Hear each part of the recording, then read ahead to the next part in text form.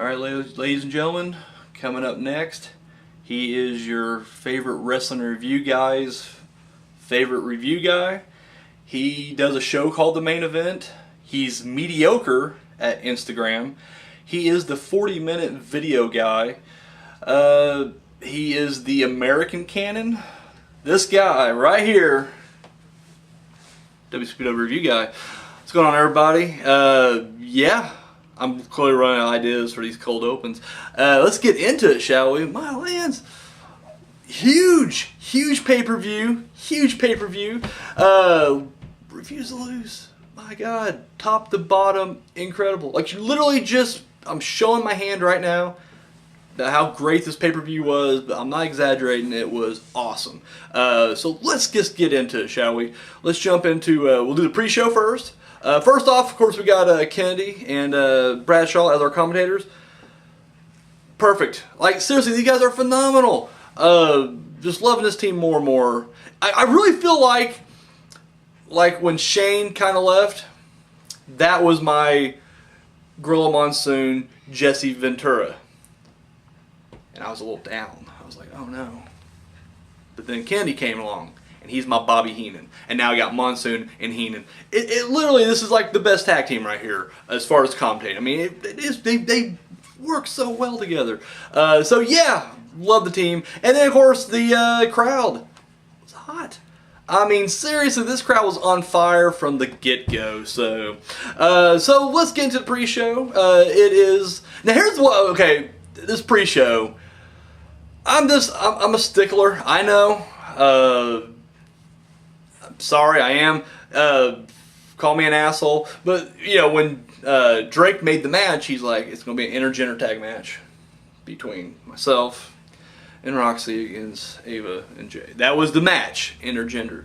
Which those rules mean that, you know, the guys can fight the ladies and vice versa and whatever. And then, before the match is called out there, they're like, okay, up next, our mixed tag match. Which, in a mixed tag match means guys fight the guys, girls fight the girls. And even the ring announcer's just like, all right, the opening match here for the pre-show is a mixed tag match. And then they just went ahead and did an intergender tag match anyways. And I was like, you know, there are rules, people. There are, you know, matches aren't just meaningless. Titles aren't just meaningless, all right? We got to, I don't know. Once again, I know I'm just being a stickler at this point, but I'm like, you know, there is a difference between a mixed tag match and an intergender tag match. I digress. Getting into it. This match was really good. Really great match to kickstart the whole evening with. Really fast paced. And you know what? I gotta say, big props to Little Miss Roxy. She has definitely improved since the last time we saw her. Back when she was, you know, back when there was a women's division. But no, she really, you know, held her own in there. Looked really good. Early on, one of my little favorite moments was she jumps on the back of Jay Lethal, trying to, you know, bring him down, and Ava comes in and just, you know, Lethal ducks enough, and dude, she just kicks Roxy in the face, and I was like, holy shit, that's just all kinds of brutal right there. Outside the ring, they're, you know, Drake looks like he's about to go after Little Miss Roxy. Jay makes the save, knocks him down, and then as Roxy comes around this corner here, out comes Ava, just bam, plows right into her there. So this really crazy action all over the place right there. Oh, excuse me. And then of course the ending comes when Lethal, it looks like he's about to go for the lethal injection on Little Miss Roxy, but she's just all kinds of out of it, and of course he just kind of stops, like he thinks better of it, and then of course Ava pulls her out, him and Drake get into it, but he hits the lethal injection on Drake. 1, 2, 3, Lethal wins.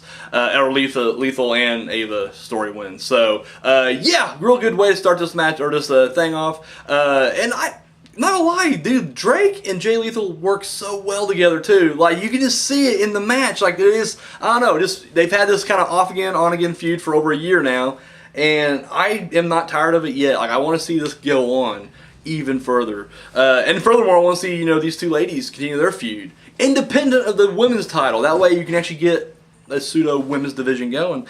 But yeah, that was the kickoff show, and then we're like, all right, we're going to do the pay-per-view now. You know, it's said that every time I do a review, I have a little mini story about me trying to watch the pay-per-view. Every review, go back and watch my other reviews. It always starts with me trying to watch the pay-per-view somehow, and it always goes crazy or weird or whatever. And this time was no exception.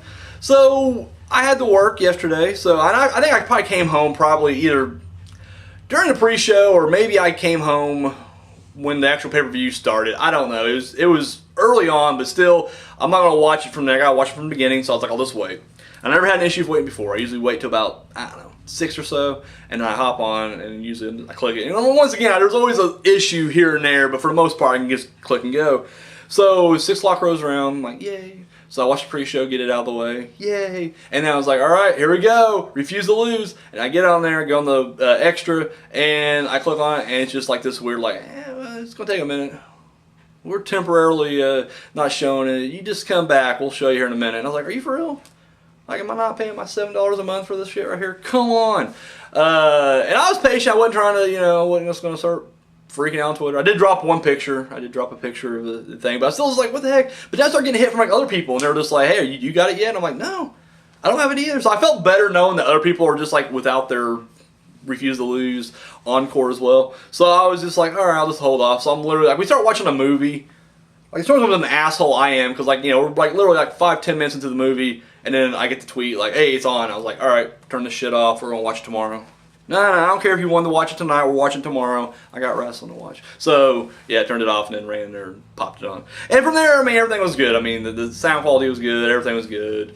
Buffering was, fairly good. So, like I said, it wasn't bad. But just like every time I try to watch something on Extra, like I know Extra's going to be dropping WCPW content. They're going to be doing like their own. Of course, I guess it's Defiant Wrestling now. Defiant Wrestling's going to have their own streaming service. And I just hope they work the bugs out of this shit. Like, I mean, I can understand, like, a year ago, I was so, like, I was patient. But now I'm just like, we shouldn't be having these kind of issues, like, this far in. Like, come on. It's ridiculous. It is what it is. And once again, I'm not sure, maybe the live stream was excellent. Like, maybe if I would have been here on time, but unfortunately I had to work. But that's the bad thing is I stayed up, like, really late last night just so I can watch Refuse to Lose, so I can do this review, in a sort of timely, manner. So, but anyways, enough about me. Let's kick off the actual show. Refuse to Lose. Stu Bennett comes out, our new general manager, and big pop. I'm not gonna lie, that was the thing. Like, it was a great choice with Stu Bennett, because I think if anybody, almost anybody else, I don't know. Like, you're feeling not just the general manager shoes of Adam Blampied, but the person Adam Blampied as well. Like, he was so charismatic and so loved by the crowd that it's like, it's going to be hard to try to replace that guy. So, I mean, they made a great choice, I think. Once again, somebody that, from a kayfabe standpoint, he's big, strong, not going to take no shit from anybody. And then, of course, just, wrestling fans love him. I mean, what's not to love about this guy? So, I think it was a home run pick for this, for them. So, yeah, I'm really glad he's on board. And, of course, he just kind of reiterated everything we already know, that, we're going to get a couple more loadeds out of the way. But then after that, December 4th, Defiant Wrestling officially starts. So yeah, that was kind of kickstart the show. We start things off with the internet title #1 contender match between David Starr and Speedball Mike Bailey. And yeah, we get into it right there, starting off. A lot of aggressive kicks from Bailey. Like, he was doing some vicious, gnarly kicks and knees. I was like, holy shit! Like, calm down, Bailey. Just take it back a notch right there, buddy. These guys were literally just going at it right there. And one thing I was happy about, I always complain about Bailey when he goes for his shooting star knee drop and how the guy waits forever on all fours. Like, right here, he's up there getting ready to do it, and like literally starts, pops up and takes him down. I thought that was great. I was like, yes, finally. And he did, I won't lie, spoiler alert on this match, but later on he does hit it, and he hits it pretty quickly. But yeah, I always hate when he goes up there and just kind of waits. Which, I mean, I get it. That is I couldn't do that to save my life. Like, seriously, gun to my head, do a shooting star knee drop off top rope. Like, has to shoot me, I guess. I can't do it. So I have all respect in the world for him, but just as far as kayfabe goes, he takes so long, and I'm like, I don't care what kind of damage you put your opponent through. He's up right there. He's awake. What? They're after me. So anyways, yeah, so, but, when he first goes up to do it, he takes a little time to try to get everything prepared, and of course, Star calls him on, just knocks his ass out of it. Thought that was great right there. Star, now see, once again, you guys need to realize that I only know WCPW as far as like British wrestling goes. Like, I don't know shit at all about, ICW or Progress or anything like that. I don't know nothing. I know Walk Culture Pro Wrestling, and that's it. So like these guys outside of Walk Culture, I don't know nothing about it. So I don't know if like David Starr is a heel elsewhere, but as far as like in Walk Culture, he's always been a face, and he was definitely getting super frustrated and starting to show little heel tendencies here throughout this match. I noticed, and I really thought that was kind of taking me a different direction. I really like that, because once again he's always been pretty much babyface here. Now, once again, maybe everybody's looking at me like I'm crazy. Like, well, yeah, he's a heel everywhere he goes. I don't know. I don't know if he is or not. I just know what I see here in this company, and like I said, for the most part, he's always been a face. So, it's just really kind of neat to see him, be a heel. He hits him with the product recall, which was freaking awesome. Like that move just looks freaking brutal. Bailey kicks out, and of course, the whole time he's, as he's down, he's kind of slapping him, around the face, and kicking him in the head a little bit. Dude, Bailey looks like he's just legitimately getting pissed. Gets up and starts kicking away on him, which I freaking love. The end comes when Bailey hits his shooting star knee drop finally. 1, 2, 3, Mike Bailey is the new #1 contender for that internet title. And that's the match I really want to see. Zack Sabre and Speedball Mike Bailey. Hope Sabre has a really lengthy run with it. However, if Speedball takes it, I'm good with it. I'm absolutely good with it. So, yeah, Bailey wins. After the match, he goes to shake Starr's hand, and of course, Starr does the and walks right by him and walks out. Once again, complete douche right there, and I was just like, oh, wow. And once again, maybe I'm out of turn here. Maybe I don't know what I'm talking about. To me, I was honestly a little shocked. I was like, wow, because he's normally a good guy here, So to see this, kind of behavior out of him really surprised me. Up next, the match I was looking forward to the most was the Fatal 4-Way Hardcore match for the Hardcore title. Bad Bones, BT Gun, Jimmy Havoc, and Primate. And of course, they all come out with their weapon of choice. You got Bad Bones with his bat, BT Gun with his chair, Jimmy Havoc with his staple gun. But then Primate comes out with nothing. Like, that's so much more hardcore than the others, because it's like, you gotta think, we're going to kayfabe land for a second. He sees them, he's looking at the monitor backstage, he's like, well, they all got weapons. I'm a monster, I don't need that shit. And he just walks right out there. Like, he walks into the gates of hell without a weapon, just himself. However, it doesn't work out so good for him, because as soon as he runs down there, he goes right after Jimmy Havoc, and Havoc just kind of sidesteps him, and probably goes right out into the floor, which was just freaking hilarious. It was Havoc, right? Or was it Gunn? No, it was Havoc. Havoc sidestepped him. Yeah, that's what it was. So, and then of course this match just breaks down to a crazy, 4-person brawl. All kinds of weapons are introduced. Get the ladder out there. That's one of my favorite little moments right there is with the ladder. Primate, he has, Havoc, with the thing, and he's going to run Havoc back into the corner, and Havoc once again just kind of, like, Havoc's the master of the sidestep here. He just, like, out of the way, and of course, Primate hurts himself, and then, of course, Havoc runs him back into the other corner, and then, as he's doing that, he turns around, BT, slams him on top of the ladder, and then BT runs up, Shelton Benjamin style, on the ladder, and, like, knees, like, Primate in the face. Just brutality. Jimmy Havoc was doing some really hilarious stuff. Like, there's that part where he has Primate in a chair outside, and he gets, way back around the corner. He's going to do this big running, and you're just expecting him to, like, run, just, kick or jump or what. He's going to attack him somehow, and he comes around the corner, he's full speed ahead, gets up to him, stops, and pokes him in the eye, and I was like, yes. I love it. I love it. He was just like that too. Like, he did that later on. Like, he run. I think Primate again. He's going to go suicide dive on the Primate, and as he runs the ropes like twice, he's kicking up the speed, and then he jumps outside real quick and just staple guns him. And I was like, yes. The staple gun, dude. Everybody's getting staple. People got like staple gun in the face, the freaking nutsack. Like, it was just brutal. Like, I was like, are you kidding me? I couldn't be a hardcore wrestler. I couldn't. I'd just be like, I'm done. As soon as they pull into tacks and the thunder, I'm like, you know what? I'm done. Here's title. It's yours. I am not tough enough. And then I'd walk away. That'd be the match right there. It'd literally be the match because I just couldn't do it. No. So, anyways, one crazy moment was they end up. Before I get to that, okay, yeah, the big spot. Before I get to that, we'll get to the other part, which was they. I think it was Gunn. He sets a chair up in the corner. And him and Bad Bones are fighting. And Bad Bones does like a sunset flip on the Gun, but when he does, he brings him like almost like a powerbomb, sort of, but not quite. It's like a sunset flip, but he brings all the force right into the chair. Really impressive, very innovative. I liked it. I thought that was really cool. So yeah, we get to the end of this thing and really loved it. So Primate, he's fighting Havoc right now, and then, I mean, seriously, even though and when I watched it, I just always assumed like Primate would have more beef with like BT Gunn, obviously, because he's been feuding with him for the past few months, or even Bad Bones, which they've crossed paths. But I mean, it was like him and Havoc for the most part was going at it. One of the best crazy parts was like a chair got broken early on, like the top of a chair, and I think his Havoc was using to choke out Primate. I was like, holy shit. I never saw a chair used like that before.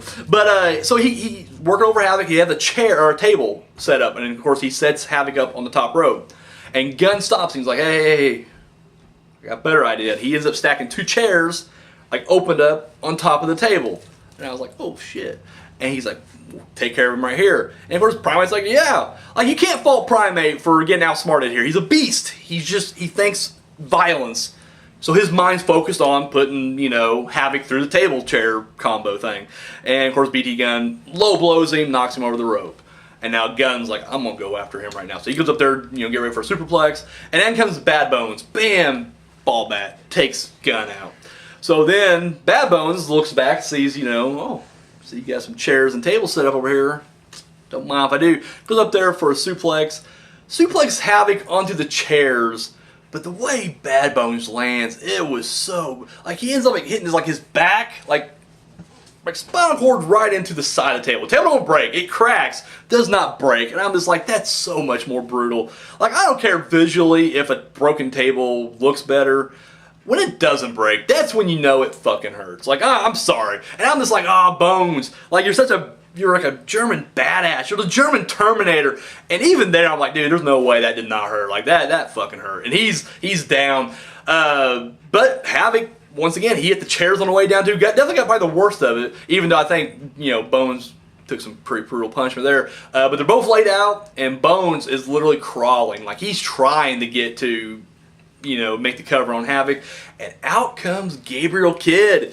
Get a little revenge. And at first, it hit me like, shit, is this 24/7? Like, I'm accepting now they probably just dropped that. It was a 1 day only thing for some reason. But for whatever reason, at first I was like, Kidd's gonna come out there and he's gonna try to claim the belt. Like, he's gonna pin somebody and take the hardcore title, which I was cool with. I was like, that's a pretty cool, you know, way to end it. But no, he went right for Bad Bone because, hey, Bad Bones busted his ribs up a couple weeks ago, injured him, you know, this past week as well. He wants a measure of revenge, and yeah, sure enough, him and Bones started brawling through the crowd. I gotta say, Kidd held his own and actually did the, you know, better of the two right there. So then Gunn comes in, looks like he's about ready to put away Jimmy Havoc, but turns around, eats a spear from Primate. 1, 2, 3. Primate wins, retains the title, and I was like, oh shit. Like, I wanted it. Like, if you guys saw my predictions video, I voted for Primate. I want Primate to win. I didn't think he's going to get it. I honestly thought they were going to have him drop it to either Havoc or Bones. I didn't think for a second Gunn was going to get it. But I was like, Havoc, Bones, oh man, like, someone will win those two. And so when Primate won, I popped. I ain't going to lie. Like, in my chair, I was like, yeah. My girlfriend's like, what are you doing there? I'm like, shut up. Primate just won. No, awesome match right there. Really loved it. But then, of course, what happens is after that match, excuse me, Primate just kind of leaves his title out there. You know, he probably has a concussion. I mean, he went through hell. But, you know, they leave the title out there. Just forgets it, and they leave it on the commentary table because, you know, he'll come back and get it later. So we'll just move on for right now. So up next, it is Liam Slater going up against Johnny Moss. And this was a match that and I'm not gonna lie, this match was just great. And I think, not just saying, you know, the wrestling was awesome too, but it was the emotional background, I guess I could say, you know, with this match, more than anything else. But I mean, the wrestling was top notch too. That's the thing. I mean, I don't know. It just seemed like no one gives him the credit. But it's like Liam Slater is a great wrestler. Like, technical, he's one of the best. He really is. I just thought he don't have the power. That's the thing. He doesn't have the power. But here, he was wrestling Johnny Moss, and for the most part, he was getting the better of him. One of our little moments is early. They kept doing this, like, I don't know what you call it, like the, you know, the guy behind you has both arms, pulls him back. It says like a stranglehold.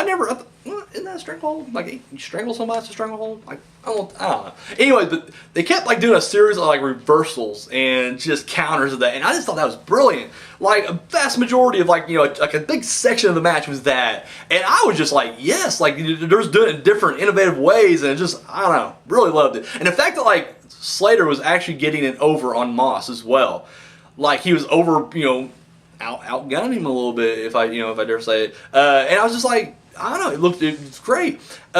He tried to stay away from the arm as much as he can, because clearly he had, a bit of an injured elbow there. But toward the end, Slater had to do what he had to do, and he would attack him, the arm, and then he backed away, and he was like, ask him if he wants to quit, and of course Moss ain't quitting. He ain't quitting, and so goes right back to it. Eventually he goes right at the arm and throws him back in an arm bar, and eventually Moss taps out. And initially the crowd fucking loses it and starts booing Slater. And I'm like,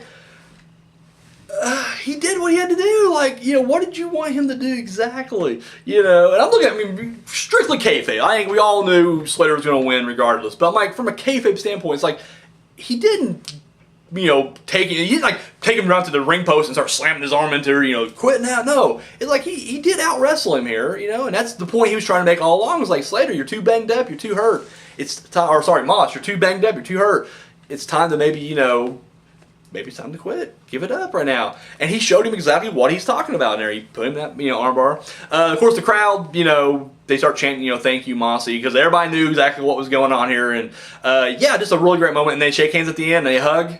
And then Slater even kind of exits the ring. Very classy move. And Moss is in the ring where everybody's still chanting, thank you, Mossy. So it was really great moment. Like I said, it's just one of those things, like I said, the match itself I thought was phenomenal. As far as in-ring goes, and then of course on top of that, just that emotional storyline going with it. And I'm glad, and I forget, and I'm blanking now who it was that said this. I apologize, they commented yesterday, but they made the point, like, they said that they would not want to see Slater turned heel. And I totally agree, because I'm like, it would make sense, because it's just like, he has no reason to turn heel, his reasons are fairly noble. I mean, it's like, clearly Moss is not winning any matches anymore. His injury is bringing the team down. This was literally the best way to go. So the fact that they kept Slater good and they ended the match, both of them on good terms, I really like. Like, I don't know. To me, that just made the moment even greater. So, yeah, loved that match right there. Real good stuff. Slater wins. Slater wins. Moving on, so we get a little vignette of I don't know, churches, and we get a statue of Christ crucified and a lot of Catholic imagery, but kind of in a creepy way. Like the music's a little creepier and everything. And I'm just thinking, is that Mordecai? Are we getting Mordecai in WCPW? Because I'm down if we are. For those who don't know who Mordecai is, and that's what surprised me, I don't know if it is or not, because I'm like, doesn't WWE own Mordecai? Mordecai was Kevin Thorne. He was the vampire in ECW as like his best known gimmick. But there for like a month or two, he was Mordecai, who was like this religious zealot who was trying to take out all the sinners in wrestling. And I'm always attracted to these cult, dark side wrestlers like Undertaker. Even the Boogeyman, he's on the ridiculous end, like with Papa Shango, but I even like those kind of, Bray Wyatt, I'm a huge fan of. And I even like Mordecai starting off, because I feel like, if he would have started off, the ultimate sin would be the dark side, and he would eventually cross paths, but it never panned out, and it didn't work. But recently, on Twitter, I noticed, I started seeing, everybody, retweeting Mordecai, and I went to his page, and it was just like, he's on his, comeback, his resurrection tour or something. And I'm like, okay. And then I see this, and I'm like, oh shit, is that Mordecai? Are we getting Mordecai? I hope we get Mordecai. I'm not gonna lie, I'm down. I hope the gimmick stays. I hope it's, that's all. I'm not gonna lie, I love just straight up wrestling. I do. But I'm a fan of gimmicks. I want more gimmicks. Just cartoon this shit up sometimes. I'm not saying all the time, just sometimes. And if we get Mordecai in here, taking out sinners left and right, I'm in. I'm fucking sold.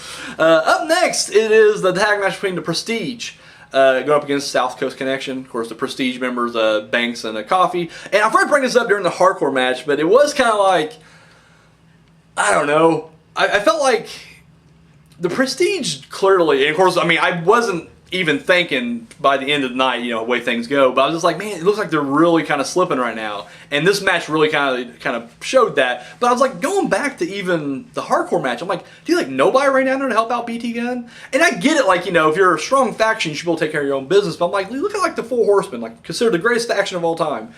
4 dudes who, they all had a role. They all knew what they were doing. Somebody was a world champion tag team, and then they had someone going for a TV title. And it was like, but they helped each other out all the goddamn time. Didn't matter. Dude, everybody helped Flair out in his world title main event matches. So I'm just like, and I get it. Like, the argument could be like, well, BT was in a hardcore match with like 3 of the baddest dudes ever. They don't want to risk injury to their matches coming up. I'm like, okay, fair enough. But when you get to like that 10-minute mark in the match when everybody's like completely laid out, like they're all spent. Yeah, 4 fresh dudes can come down and just beat the shit out of them and drape, BT Gunn over somebody in 1, 2, 3. Point is, and I'm talking about, from strictly a kayfabe point. Like, don't get me wrong, I love the way that the match ended. Primate won. I'm down for that. I'm just saying from a kayfabe standpoint, it's just like, yeah, Prestige, drop the ball there, guys. Like, just saying, should have helped him out. Because he probably would have helped you guys out later on, and you guys weren't there for him. But getting sidetracked, go back to Prestige versus the SEC here.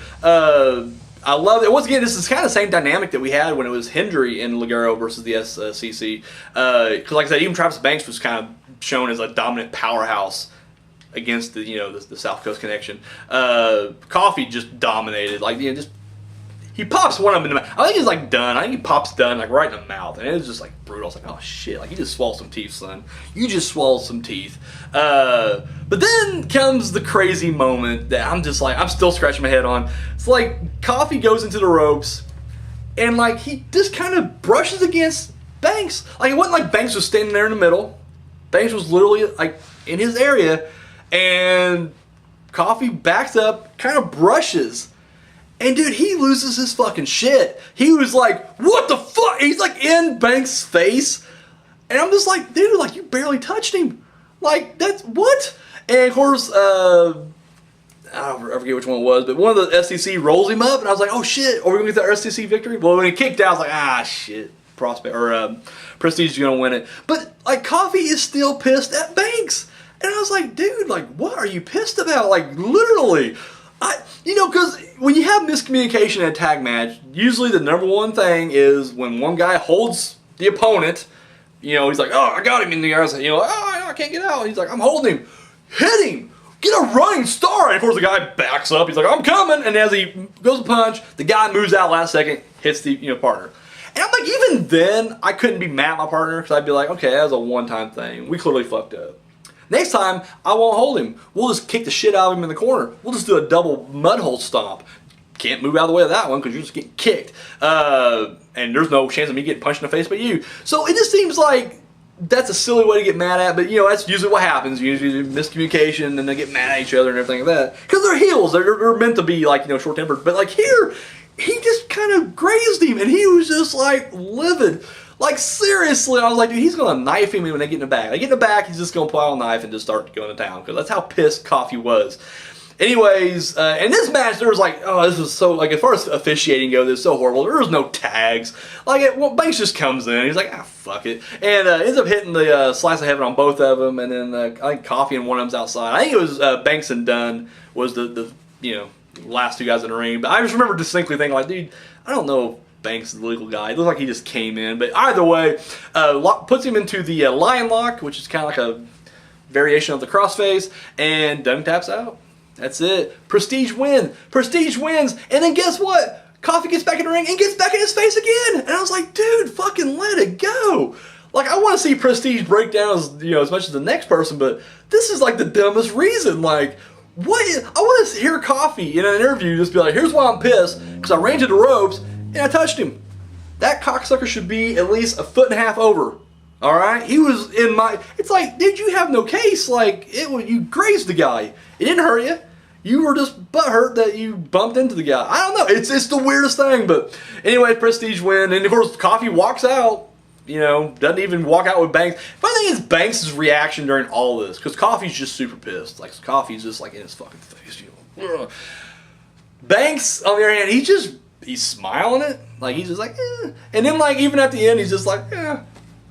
We won. What are you mad about? We won. I just feel like I'd be Banks in this situation. Like, dude, we won. Like, I won. That's kind of how he's just like, well, I mean, I pulled out the victory for us. Like, you couldn't get the job done. Coffee, I did. But yeah, no. So there it is. The cracks are shown right now. We get a little bit more of this later on, but let's continue, shall we? Because up next, it's the women's title match. It's Kaylee Ray versus Bea Priestley, and love Bea Priestley's outfit. Oh my God! I mean, not that she just she is good looking, but not just that. She had this like Melina Mortal Kombat outfit on. I really dug that, but but she is good looking too. Don't beat me up, Will. Will, don't beat me up. All right, buddy. I mean, I'm sure I can take you, but this is not. Let's not push it. Anyways, but no, she comes out and these guys go at it. And the kind of story here will be they're both putting on a hell of a match. I mean, right now I want to say props to both these girls, both these ladies. No, they did great. They really did great. And the crowd was really behind Bea Priestley. And I know everybody's like, well, she's a face now. But I'm like, no, that don't work like that. You don't just be like, I'm a face now, and everybody starts cheering you. No. It's like, dude, she was a horrible person for like a long time. Like, literally, just like, she just come out with, like, as a manager with, like, the Swords of Essex, and they'd boo her. Like, people hated her. And then, like I said, just 1 month ago, she tries to, like, interfere and, like, cheat. Of course, she was doing it for Will, but still, yeah. And the boos rain down heavy. But I think, once again, that, we seen her get attacked by the, Prestige. And obviously, you saw her in the match here. She's kind of gone away from those cheating ways. Viper's no longer with her. So, I mean, she's definitely making an effort to be a good guy, but I was more surprised that the crowd accepted her. Like, I guess that's like what I'm trying to say. It's like, I just felt like they would be booing her big time. But no, it was pretty evenly split between, her and Kaylee Ray, as far as, fan reaction goes. For the most part of the match, Kaylee Ray just kept trying to hit the gory bomb, and, Bea kept trying to, counter it. My favorite was early on when she goes for the gory bomb, and Bea kind of spiders up her arm, and then, like, hits a crucifix, but, like, with authority, like, just brings it down, hammers it. However, Kaylee Ray does eventually hit the gory bomb, 1, 2, 3, retains the women's title. And at this point, this woman runs out and attacks both of them. Turns out her name is, I wrote it down. I feel like an asshole now. Veda Scott. Veda Scott. Am I pronouncing that right? Veda? Veda? Veda? I want to say like Vader, but like I'm from New Jersey, like Veda. Anyways, Veda Scott comes in and just lays them both out, and then of course she makes the claim like, hey, I just took out the women's champion and the #1 contender, so must be the best. And I'm like, yay, we got depth in our women's division once again. And they kept referencing Viper. That was the other thing too. I kept expecting Viper to come out, eventually they kept bringing her up, but I was just like, no, but once again, that's 6 women that we've got right now, so I'm just like, yay, women's wrestling's back in WCPW. Took them 4 months, but whatever. So yeah, Kaylee Ray wins, retains the title. Up next is the Magnificent 7 briefcase match. El Ligero go up against a mystery opponent. Who could it be? Ligero comes out sporting a black briefcase, which I think looks a lot better. Like, the pink one works for Kirby, but like, you beat Kirby for that like months ago, and you're still walking around with that. Is ridiculous. So yeah, black one. But I think it's the same one, just repainted, because it looks like the side was busted out. This one too. Or they only sell, one-sided briefcases at a store around there. Either way, he comes out to that, of course, and the, crowd's ready. Here's this mystery opponent, and dude, the crowd's already going whoop whoop, and I'm like, man, part of me is like, I hope it's not Marty Scurll, because like literally, I just want to see the crowd reaction just die down, because like literally, they were already super hyped. It's like, if it was like, the only person I think it could have came out of that curtain without getting booed would have been like Moose. I think Moose would have been okay. Moose would have came out. They would have been like, okay, it's not Marty, but still, Moose, we all love doing that. So, but like literally they were going whoop whoop. Like seriously, if it would have been anybody else, if it would have been like Prince Amin, Gabriel Kidd, it would have just been boos. It would have been like, oh, fuck you. And we love those guys, but it's like, dude, they were hot. They wanted some Marty Scurll, and guess what? Boom, they got him. He comes out, and I'm not gonna lie, I was whooping in my chair as well. So it comes right out there. Mostly, I mean, Ligero had a few, offensive moves in here, but it was mostly Marty Scurll in this match. My favorite moment is like, he goes out of the ring, and as Marty's on the apron, he goes to kick Ligero in the face, but Ligero ducks down, but he has his hand on the apron, gets a stomp. It's like, freaking yes. Marty has him in it was Ligero. He had him. I think he had him that thing right there again. But I love Kennedy's commentary. He's like, Marty just quit. He just tapped out. He just submitted. wrestler's like, no, he did. He's like, no, seriously, I hurt him. He literally just said, Mr. Ligero, please stop, you're hurting me. I was like, that's freaking hilarious. I love that. I don't know. I got a big laugh out of that. Anyways, Marty's getting, he's picking up a lot of steam here. And, of course, out comes Travis Banks. And I was like, oh, there it is. Finally, this is going to start using, we're start working as a team here. Travis Banks grabs Marty, holds him there. And I'm thinking, okay, well, referee can use his discretion here. Because, I mean, technically he's not hitting him. Usually the only time you'll get disqualified for grabbing onto somebody is if, the other guy, it causes damage, is basically what I'm trying to say. So usually that causes damage. And Ligero's coming for a punch, but Marty moves out of the way. Banks goes down, and I'm just like, oh shit, Banks, like no one's liking you right now, buddy. Prestige is gonna be you're on Prestige's shit list. If you don't get kicked out soon, I'll be shocked. However, Ligero turns around, gets put into I don't know what he calls it. It's like a power slam, like like on the side there. 1, 2, 3. We have a new Magnificent 7 briefcase holder. Yeah, Marty Scurll. Not doing too sweet, I noticed. Like I know, like it went to the Young Bucks, the cease and desist, but I'm just like, I'm sure he probably like, hey you guys you guys don't do it either, because Marty didn't do the too sweet thing. Everybody was trying to get him too sweet, and he's just like, I'll pound it. We'll do that. I can do that all day long. Can't get sued for that yet. So anyways, yeah, Marty Scurll wins. Really great match right there. Moving right along now to the Kiss My Ass match. Kiss My Ass match. Alex Gracie going up against Martin Kirby. Crowd hot for Kirby. Who is not cheering? Dude, when I music kids, I start dancing. I ain't gonna lie. I get the glow sticks out. Start fucking rocking it out. It's good stuff right here. I love whenever Kirby gets in there, right off the bat, Gracie tries to hit him with the fall from Gracie. Like instantly trying to put him away. And then Kirby swings around, rolls for a roll. And I'm thinking to myself, holy shit, are we gonna get like a squash match? Like is this a squash Kiss My Ass match? Like, holy shit. Gracie kicks out at 2, but then he goes for the Sable Bomb. And I was like, oh man! And then Gracie rolls out, and then we get to a more traditional match. But literally, I thought it was going to end in the first like 20 seconds of this match. I was like, man, they're really going to go for it. But it didn't. He rolls out there. So yeah, the match itself, fairly, back and forth right there. The end, the end's a little, okay, so what happens is, Kirby goes for his stop enziguri, and he hits it, and what happens is Gracie ducks, and referee gets hit in the face, goes down. Match continues. Gracie kind of gets the upper hand, and he goes against his chair, and then he's like, oh, I'll do the Eddie Guerrero, and so he tosses it to Kirby, and he goes down. But then Kirby, as the referee's getting up now, Kirby's like, oh shit, what am I gonna do with it? He's like, ah, and he opens up, wraps around his head, and then he goes down. So both guys are down, but one of them has a chair wrapped around his head, and the referee wakes up and sees it, and I'm just like, this is the most brilliant thing ever. So he goes to wake up Gracie. Of course, Gracie's just like, oh, my head hurts. I got hit with a chair, and it really hurts. And then the referee's like, yeah, bullshit. Then who did that? And Gracie's like, oh shit, no, I didn't do that. And of course, now he's clearly not groggy, and he's awake. He's very alert and trying to defend himself. And the referee's like, yep, disqualification. I was like, yes! Because a DQ win and a Kiss My Ass match is the same as a regular pinfall. So, and then Kirby just shoots right up, and you see the referee like, what the hell? But it's like, ah, but guess what? The bell already rang. The bell already rang, and he's running around celebrating. Dude, the look on Gracie's face is just priceless, because he's just kind of like, oh. And then of course Kirby leaves, and he comes back out with Fat Ligero, and I was like, this is even better. This is even better. So in comes Fat Ligero, and of course at this point Kirby's like, yep, I'm done. I'm not even going to stick around for this. And of course Fat Ligero drops his pants. He's wearing a G-string. Got some, it looked like he had ABBA. Was that ABBA who on his ass? I couldn't tell. Doesn't matter. Anyways, and dude, Gracie goes for the kiss. Just a little. But dude, the look on his face, it was so humbling for him. And I was like, but then the segment just ends, and I was like, oh shit. Like I wasn't expecting that. I was not expecting that. Like, I expected Gracie to lose, as he should have. It was a great feel-good moment. Kirby win, because Kirby needed some wins. Like, Kirby's been on a bit of a losing streak himself. And I think Gracie's proven himself in this feud, very well. So, Kirby definitely needed to win, but I was like, I figured Gracie would attack Fat Ligero. Like, after he kissed him on the bottom, because he's a man of his word, a man of honor. Then he turned around and hit him with the fall from Gracie. No, just kissed him on his butt and walked away. So, I'm like, I'm really curious to see where they're going to go with Gracie after this, but I don't know. Have to wait and see, I guess. Have to wait and see.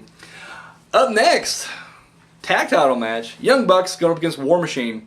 And of course, Young Bucks come out, and of course, the topic they're talking about is, of course, or they're alluding to, is the whole cease and desist thing, and they don't have their merchandise anymore and all this stuff. However, War Machine cuts them off, and of course, we know what's coming. War Machine rules, as we knew it would. And of course, match. And of course, actually, before they start things off, they're like, we have to start things off with a handshake. But I think here, you think they're going to do the whole forearm pound, but they're like, too sweet. And of course, Young Bucks flip out and start beating them up. Yeah, match goes everywhere. Once again, not much of a weapons match per se, but just all over the arena.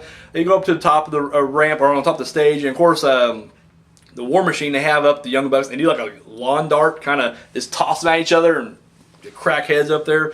Then it spills into the audience, and then like, I don't know which one, Matt or Nick, it doesn't matter. A Young Buck runs and like cannonballs off the stage onto War Machine. I'm just like, holy shit. This match is pretty crazy. Of course, we get the super kick party, but we get from all of them, which I thought was awesome. Like seeing Rowe do super kicks and hands, I was just like, that's just freaking sweet. That's too sweet right there. And that has a main theme throughout this match. It was just kind of like War Machine busting their balls. Like they kept doing the too sweet and even suck it at one point, and it's just like Young Bucks are like, they even do like stereo sharpshooters, and like one of them's like too sweet, and they're like, no, we can't do that anymore. And he's just like, oh, forgot, great stuff. This match was incredible. Like this match was just awesome, off the hook. Loved. There's a moment where like a Young Buck goes for moonsault and misses, and he's down. And then of course Rowe goes up for a moonsault, which was insane by itself. That was huge. But he goes for moonsault, misses. And then, of course, the other one goes up. You know what they're doing at this point. So, the other Young Buck goes up. He misses the moonsault. And now everybody's looking at Hanson like, are you going to do it? And, dude, he goes up, and it's funny. There's a kid in the crowd. And you can see him. And he's like, no! Like, it's so funny. Now, he changes his tune when everybody's like, yes! He starts doing the yes things, but the initial reaction of that kid was like, no, because he just knew like if Hanson hits it, he's going to kill that Young Buck. That's all there is to it. Like, that Young Buck was going to be squashed. Hanson goes, and he hits a beautiful moonsault. Unfortunately, no one was there. He missed it. He whiffs it. But yeah, War Machine hits all their stuff. There's a moment where they're going to punch him, and of course, Rowe just keeps headbutting the punches. And then, like, the final headbutt he gives to him, like, in the chest, dude, that just sounded gnarly. Like, I'm like, dude, he knocked his teeth out for sure. I keep saying that, but I guarantee it, dude, like, this looks brutal. Of course, they hit all their signature, elevated German suplex, clothesline, pop-up, power slam thing. Where each time they hit these big moves, there's a Young Buck there to stop them. However, the end comes. One of the Young Bucks is incapacitated, and Rowe picks him up for like a back suplex. And, dude, Hanson comes off with a fly or diving leg drop off the top rope, and I was like, holy shit, like that was the most brutal tag move. Like that's more insane than anything I've ever seen these guys do ever. Like that just looked so brutal, and I'm like, that should just be the new finisher, and that should be well protected where nobody kicks out, because I'm gonna be pissed if I see some kid kick out of that. That just looked awesome. But yeah, War Machine wins 1, 2, 3. They win it, retain those tag titles, and I was just like, yes. And I even penciled in match of the night, because I was like, this will be the match of the night. I scribbled it out. We'll get to that in a minute. But anyways, War Machine wins, and I was just like, yeah. And they get back in the ring, and of course, they go for the too sweet thing, but then of course, Hanson throws that too sweet down on the ground, stomps it, and then they do the bam. They hug, shake hands, all that good stuff. A lot of honor there, because they weren't just fighting, just for the tag titles. They were also fighting for, who's the best indie tag team in the world. War Machine proved tonight that that was them. So Young Bucks leave, and then something catches Hanson's eye. It's that hardcore title that belongs to Primate. He picks it up. And at this point, Primate, I'm not sure if he was just waiting for everybody to leave and go out there and get his title. He didn't want to interrupt the show because I guess he has manners, but he's like, I'm going to go out and get my title at this point right now. As Hanson picks it up, and he goes out there and sees that Hanson has it. And of course, War Machine's in the ring with their tag titles, but they also have the hardcore title, and they're gesturing for Primate.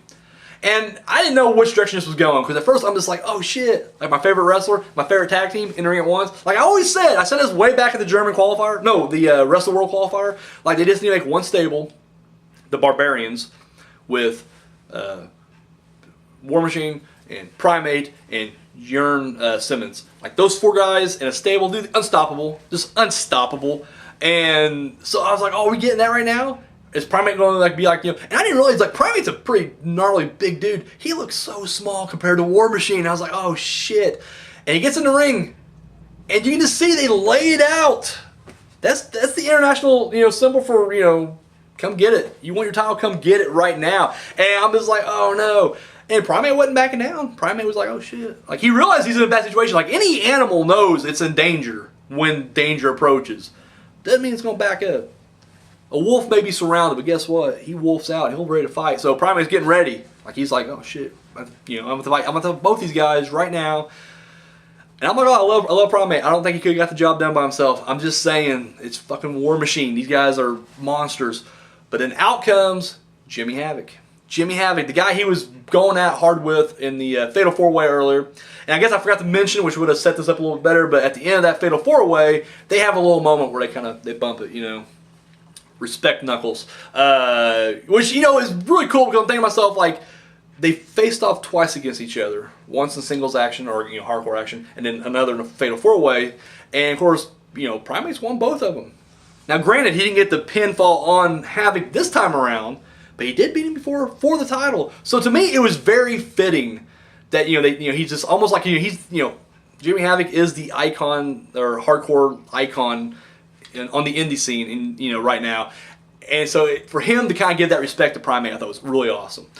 And here it is, Primate now facing down both, members of War Machine, and of course out comes Havoc, gets in the ring, and of course, tells him like, I see you guys, got my boy's belt right there. So here's what we're gonna do. I love that a quote he uses like something like, I'm not usually the voice of reason, but I've had a couple, so fuck it. I love it. And then he goes, at Loaded, tag match. Put your tag titles on the line. Me and Primate against you guys, and we're not going to be doing no War Machine rules. It's going to be a Jimmy fucking Havoc rules match. And I'm just like, yes. Like, I'm sure, still no rules. But still yet, with Jimmy Havoc and Primate, they're going to bring weapons. And that's what, I've been saying it forever on the show, and I've been talking to my boys Mason and Ross on Twitter, like, weapons. Bring some freaking weapons. Like, it's War Machine rules. You can bring weapons, and no one ever does. And I believe at this next match, we're going to get it. We're going to freaking get it. So, yeah. But War Machine keeps the hardcore title. And I was like, what? Now, granted, I'm not going to lie. If they have my hardcore title, they fuck it. I'll get it later. I'll get it, I'll get it at some point and back away. And the fact that Primate didn't just pounce, because he's an animal. Which maybe has to do with the fact that Havoc's there, and Havoc's like, all right, we got this, we'll get it later. But it's just like, it didn't seem, I don't know, from like a kayfabe perspective, it didn't seem like, I don't know, like War Machine just had this epic fight with Young Bucks, and they, at the end, they did this whole honor, they bowed to the crowd, and handshakes and hug, and just upstanding great wrestlers, and then they just turned into like a couple of dicks from like an 80s movie. Like, seriously, there's like, oh, get your belt, you want your belt, come get it. Like, they just turned into like they turned into like the Biff from Back to the Future. Like that. Like, seriously, they're all baby faces per se, but I'm like, out of these four, who's the assholes here? It's War Machine. Don't tell them I said that. They'll beat the shit out of me. But still, yeah, I was like, come on. I love War Machine. I can't root for them. They're being dicks. And to my favorite wrestler, Primate. Guys, what's his hardcore title back? Boom. So I don't know. It was a real cool ending. I'm really looking for this tag match. I think this tag match will be insane. So yeah, got that looking forward to. So now we move on to the main event. It is, of course, we got Stu Bennett out there providing the color commentating for this match. WCPW title on the line. Will Ospreay going up against Joe Hendry. Right off the bat, the first thing I noticed is Stu Bennett on commentating, as a comp. I flubbed 2 lines and then I had like a burp at the last minute. I'm very professional. Anyways, Stu Bennett as a commentator, very heelish. Like, and he was like that before, so I get it. But like, flat out, like in the ring, he like in the very beginning of the show, he was very like, I'm a face, I'm the new GM. We're gonna take it to the next level, yay! And then on the mic, he was, or in the booth, he was just like the biggest heel, like literally blowing Joe Hendry in the ring, bad mouthing Bradshaw. Which, I mean, I guess whatever, but it's like still, yeah, like he was like siding with Kennedy, like, and then like he was like he would do that thing where like you give a little bit of respect to Ospreay, but then you just shit on him afterwards. He'd be like, look, Ospreay's okay wrestler, but I'm sorry, that flippy stuff ain't gonna work against Hendry. It's like, what? Like, he was just such like a heel prick the entire time he was on commentator. And I was like, commentary, god damn, like, I'm sorry, we're almost going to the hour mark in this video, so I'm sorry, yeah. So anyways, I was just like, wow, what an asshole. Same thing, like literally just, the heel, like he can't get away from being a heel, which I'm not saying it's a bad thing, but it's funny because like in the ring he was like, I'm a good guy, and now here he's just like, nope, I'm an asshole. So anyways, Hendry, Ospreay going at it. Really good match. Once again, is his technical power ability of Hendry going up against the the high flying speed of Ospreay. And of course, at one point, Ospreay comes on top rope, but he lands awkwardly, tweaks his ankle. And here's where it gets a little weird. So he tweaks the ankle. He's like, oh shit, the ankle. And then Hendry starts attacking the knee. And I was like, why are you attacking his knee? Like, he's clearly holding his ankle. He's like, oh shit, my ankle. And Hendry's like, nope, pin the knee. And I'm like, Hendry, isn't your finisher the ankle lock? Don't know. It's funny because like as he's hitting the knee, Ospreay at first is still selling the ankle. He's like, and he's like, oh shit, I guess better start selling the knee. It's the weirdest thing. I was like, clearly he's setting you up for, hey, I got a weak ankle because you have an ankle lock. And he was like, nope, I'm going through knee. So yeah, just kind of a weird moment. But anyways, Hendry pretty much dominates at this point. Not only wrong, Ospreay kept coming back. Like no matter what Hendry did, Ospreay was kicking out, kept coming back. Every time he's in the Hendry lock, he'd make it to the ropes. And then the lights go out. And I'm thinking, shit. Like, I honestly thought Prestige was interfering on her. I didn't want to see it. I'm not going to lie. The thought even crossed my mind, what if, like, Stu Bennett interferes? Like, just goes completely heel GM. And now he's going to have Prestige in his back pocket. And I'm just like, shit. Whoop, whoop. And I was like, oh, yes. And, like, right there, not only me, but the crowd knew exactly what was going on. Marty Scurll runs out there with the briefcase, and he cashes it in, and I was like, oh shit, and it turns into a triple threat, and he grabs Hendry and throws his ass out of the ring, and I was just like, yes. And he goes for the pin on Ospreay, but it kicked out, and I was like, oh no. And then the match continues for quite a bit, and I was like, are you kidding me? And don't get me wrong, the match was great, but I was like, oh shit, like at this point, I didn't know who was going to win, and I was like, did this girl just kind of like waste his briefcase? Like, because he just had a pretty decent match with Ligero. It was mostly Marty winning, but still yet he still kind of wore out, you would think. It's like, oh man, like I hope you don't go in there and get your ass handed to you. So at one point Hendry comes in with the briefcase and just shatters it right on fucking Marty's face. Because guess what? There's no DQ in a triple threat. And then when they bring that point up, they're like, remember, there's no DQ in a triple threat. I was like, oh shit, like Prestige is gonna be out there. Like they'd have to be out there, right? Like why would they not be out there? Guess what? They never show up once. And I was like, oh, like I just want to see the Prestige implode right now. Like seriously, I just want to see that skit where they're all backstage and they're all pissed at each other because all their matches didn't go the way they wanted to go, and they just start clobbering each other. That's what I want to see right there. But anyways, he hits Marty with the briefcase. 1, 2, Marty kicks out, and I was like, oh shit. Keeps going. Ospreay gets in there every now and then, but he kind of becomes a non-factor, and then in the end, Hendry goes for a low blow on Marty, and guess what? Doesn't affect Marty at all. Pulls out a cup. He was anticipating it. And then he turns around and kicks Hendry in the dick, takes his hand, breaks the fingers, and then chicken wing. And guess what? Hendry taps. And I was like, oh shit. I was cheering. I did laps around the office. It was insane. And I was like, oh my god. We got a new WCPW champion, Marty Scurll. Yes.